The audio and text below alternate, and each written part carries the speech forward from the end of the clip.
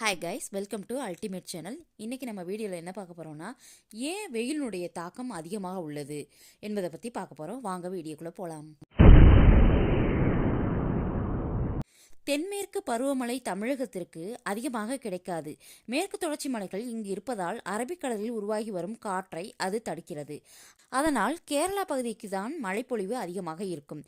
தற்போது வடக்கு வங்கக்கடல் பகுதியில் ஒரு மேலடுக்கு சுழற்சி ஏற்பட்டிருப்பதால் வடமேற்கு திசையில் இருந்து வருகிற காற்று தடைபட்டுள்ளது. நிலப்பகுதியில் இருந்துதான் காற்று வருகிறது. இவ்வாறு வரும்போது இடி மின்னலுடன் ஒரு சில இடங்களில் லேசான மழை பெய்யக்கூடும். ஆனால் அந்த மழை பெய்யவில்லை என்றால் வெயிலினுடைய தாக்கம் அதிகமாக உள்ளது என்று அர்த்தம். மேற்கு திசையிலிருந்து காற்று வர வர வெப்பம் குறையும். ஆனால் கடந்த சில நாட்களாக மேற்கு திசை காற்று இல்லாததால் வெயில் தனது இயல்பை விட அதிகரிக்கிறது. இந்த வெப்பம் படிப்படியாக குறையும். தென்மேற்கு பருவமழை காலத்தில் இதுபோன்று வெயில் தாக்குவது இயல்பான ஒன்றுதான். இந்த வீடியோ உங்களுக்கு பிடிச்சிருந்துச்சுன்னா லைக் பண்ணுங்க, ஷேர் பண்ணுங்க, சப்ஸ்கிரைப் பண்ணுங்க. தேங்க்யூ.